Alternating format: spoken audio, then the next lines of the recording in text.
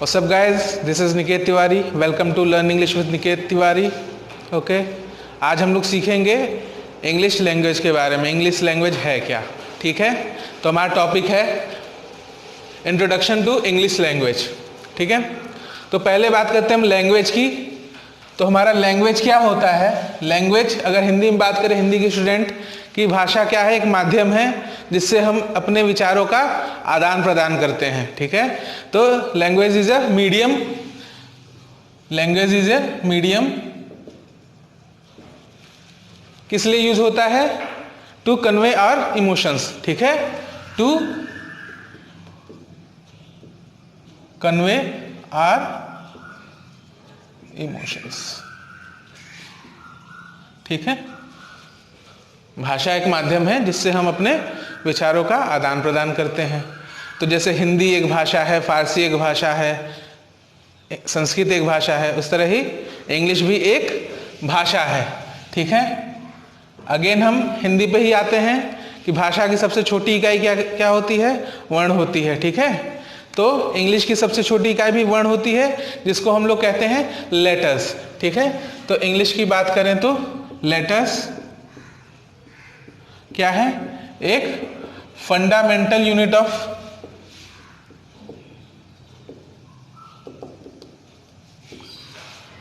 Language है.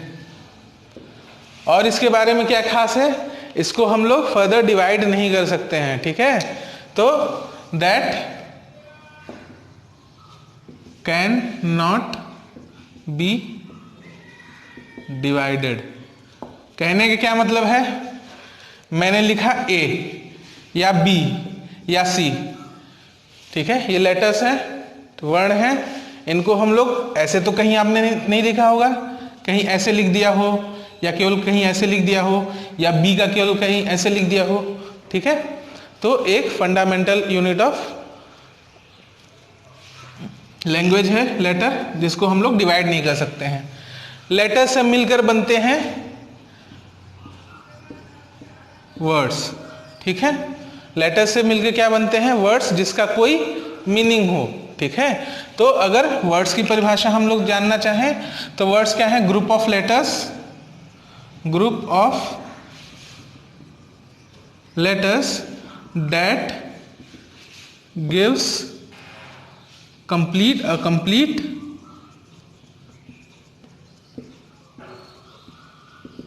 Meaning. हाँ जी. तो ग्रुप ऑफ लेटर्स हैं जो कि एक पूर्ण अर्थ देते हैं हमें.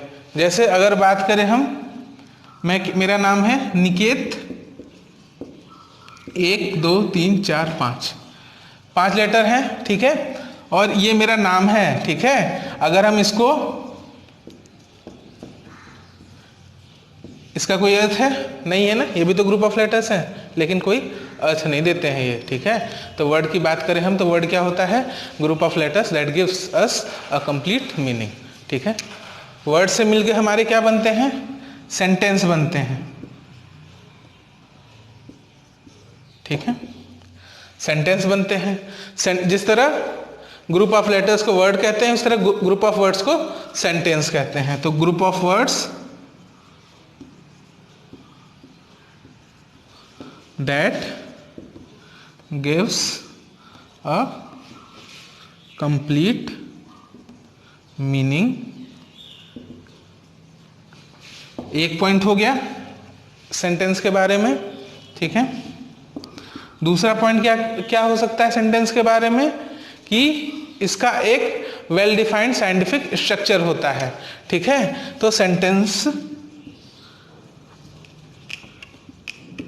a sentence has a well defined and scientific structure, ठीक है.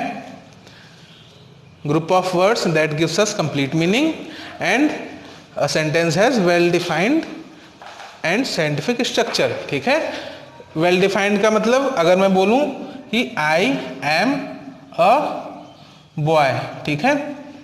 हमारा सब्जेक्ट, वर्ब और हमारे जो अदर, जिसको हम लोग कॉम्प्लीमेंट कहते हैं, ठीक है। ये एक स्ट्रक्चर फॉलो कर रहा है एक सेंटेंस, ठीक है, सही है। तो ये हमारा सेंटेंस की परिभाषा होगी जिसकी एक कंप्लीट मीनिंग हो और एक वेल डिफाइंड स्ट्रक्चर हो, ठीक है, ठीक है स्टूडेंट्स। तो ये हमारा हो गया एक इंट्रोडक्शन टू इंग्लिश लैंग्वेज। आगे हम लोग बात करेंगे सेंटेंस क्या होता है, फ्रेजेस क्या होते हैं और क्लॉज क्या होते हैं, ठीक है। तो हमने देखा सेंटेंस क्या होते थे। सेंटेंस होता है हमारा कि group of words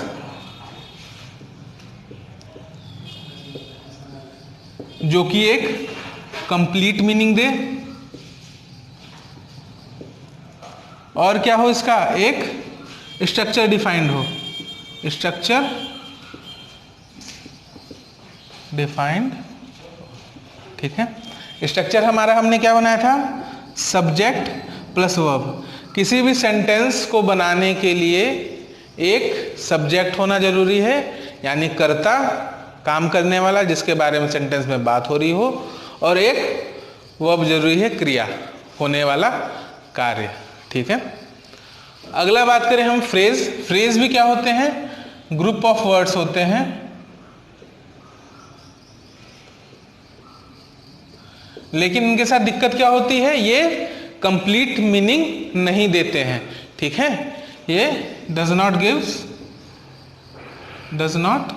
give a complete meaning, right. उदाहरण के साथ बताएंगे, एग्जाम्पल के साथ आप लोगों को समझाएंगे फ्रेजेस के बारे में, ठीक है। बात करते हैं क्लॉज क्या होते हैं, ठीक है। क्लॉज भी ग्रुप ऑफ वर्ड्स होते हैं।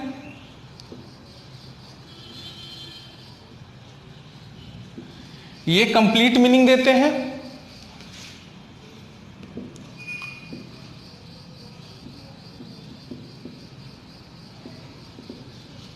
और इनमें भी सब्जेक्ट और वर्ब का कॉम्बिनेशन होता है, ठीक है।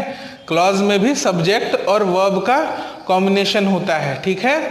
लेकिन सेंटेंस और क्लॉज में एक बेसिक डिफरेंस होता है हमारा। डिफरेंस क्या होता है कि क्लॉज में केवल एक ही सब्जेक्ट और एक ही वर्ब हो सकते हैं, ठीक है। लेकिन सेंटेंस में एक से ज्यादा, मोर देन वन भी सब्जेक्ट और वर्ब हो सकते हैं, ठीक है। आगे बात करेंगे हम लोग, सेंटेंस भी तीन तरह के होते हैं, सिंपल, कंपाउंड, ठीक है, और कॉम्प्लेक्स सेंटेंसेस।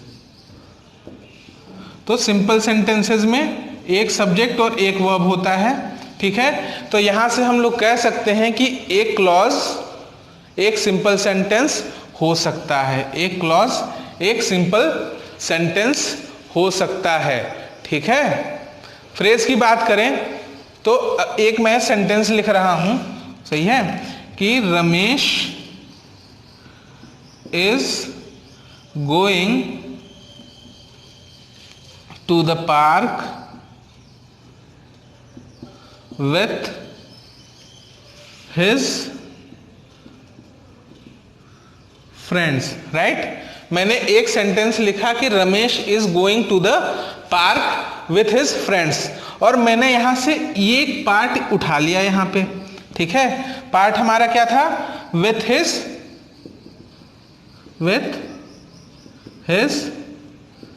फ्रेंड्स, ठीक है। ये पार्ट मैंने उठा लिया इस सेंटेंस से। ये ग्रुप ऑफ वर्ड्स हैं, तीन वर्ड्स हैं, ठीक है, तीन वर्ड्स हैं, लेकिन एक कंप्लीट मीनिंग नहीं दे रहे हैं, ठीक है। तो फ्रेज आपको समझ में आ गया। फ्रेज क्या होते हैं कि ग्रुप ऑफ वर्ड्स होते हैं जो कि एक कंप्लीट मीनिंग नहीं होते हैं, ठीक है।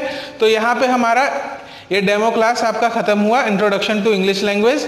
आई होप आप लोगों को समझ में आया होगा। अगर आप लोगों को समझ में आया है तो please do subscribe my channel and hit the like button.